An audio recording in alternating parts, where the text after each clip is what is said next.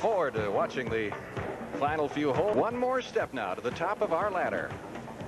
Skip Tucker and Randy Lightfoot fighting it out for over $35,000.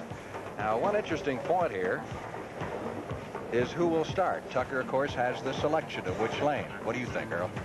Well, I think that he's going to make Randy start the match.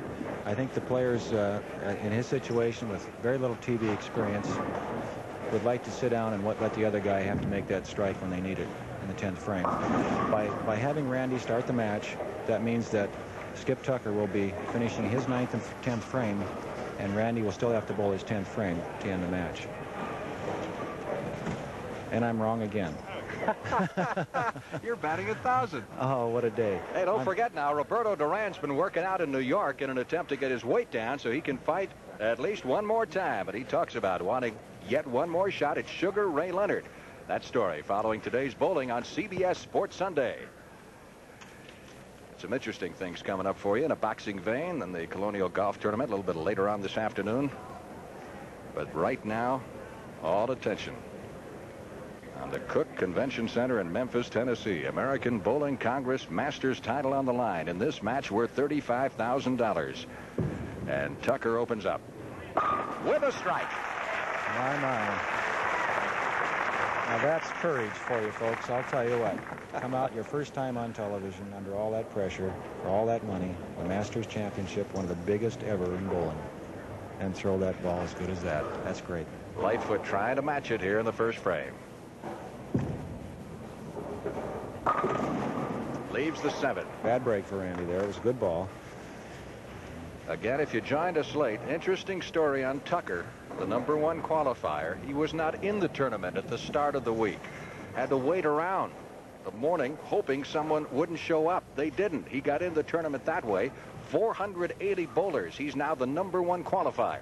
Never won a national title. Never been on television. Oh, my. Randy Lightfoot missing that completely. I'm amazed that he shot that spare the way he did, Frank. He shot the spare from the left-hand side of the lane.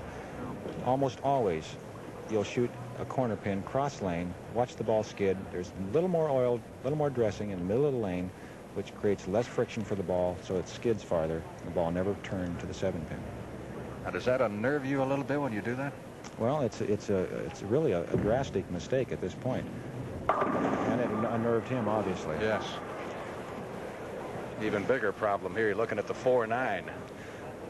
This is Skip Tucker. Another of what we call the impossible spares, Frank. It's the 4-6. It's straight across. He'll try to throw the ball very hard, make it bounce out, make the pin bounce out of the pit. And the trouble he's had with the approach, he may even foul on this if he tries to throw too hard. Not quite. So Lightfoot is opened in Very the second. Disappointed, I'm sure, right at this point. Well, he's down 22 almost right off the bat.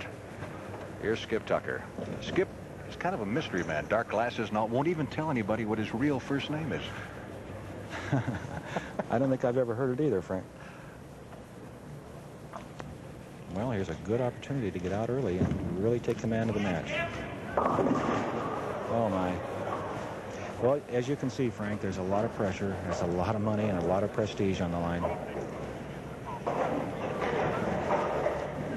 Profile shot here of Skip Tucker, the #1 qualifier. From the side, you see he's a little higher than the other players with his backswing, and he's sitting down with that shot a little bit, not his normal release. Normally, he's a little more extended through the shot, and he struggled with that particular shot. He just didn't quite get through it the way he wanted to. That's how he got here. He beat some pretty big names in bowling in the match play segment. Oh, what a spare!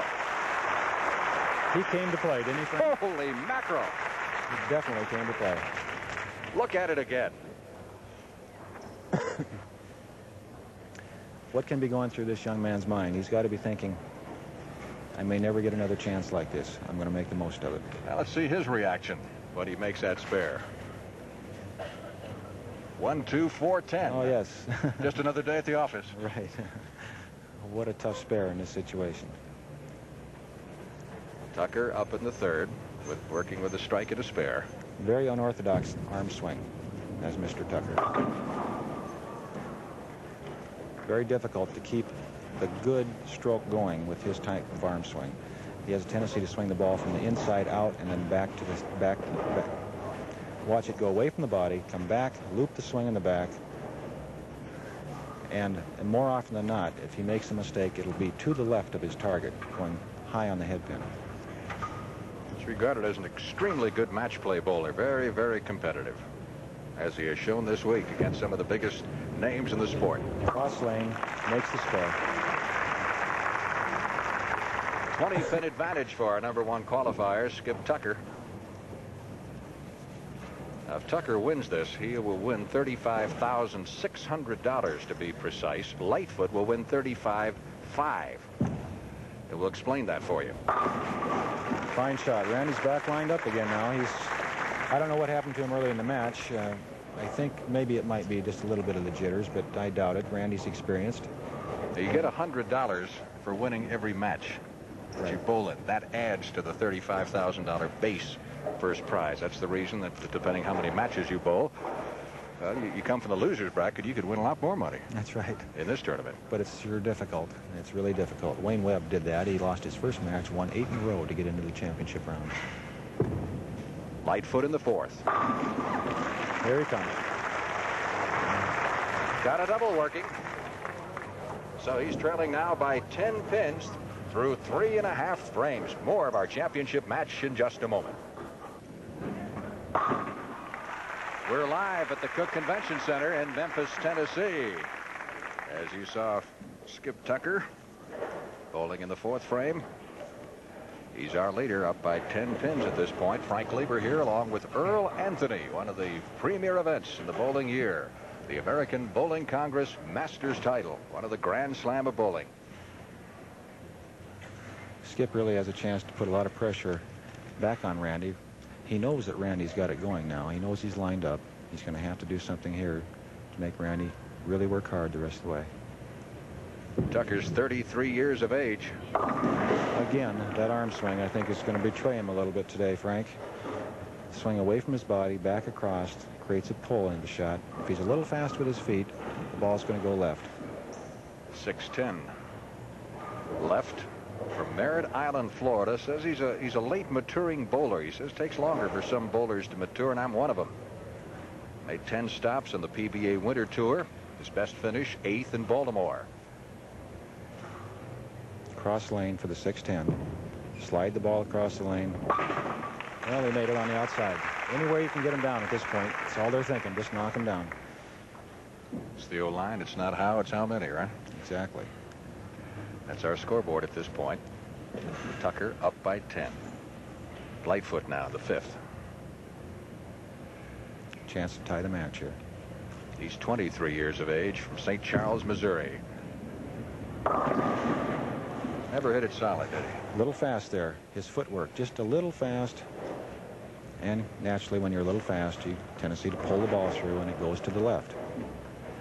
Well, we'd like to thank Lou Scalia, working on our right as our statistician this afternoon. Old cohort of yours. Yes. Man who won this title. Exactly. 1967. Went undefeated. 7 straight matches and won the whole thing. Well, something has distracted Randy. Think Well, he wants a re-rack here? We had a little problem with the pins. His spare was swept off. They have to reset the pins to get his spare back up there.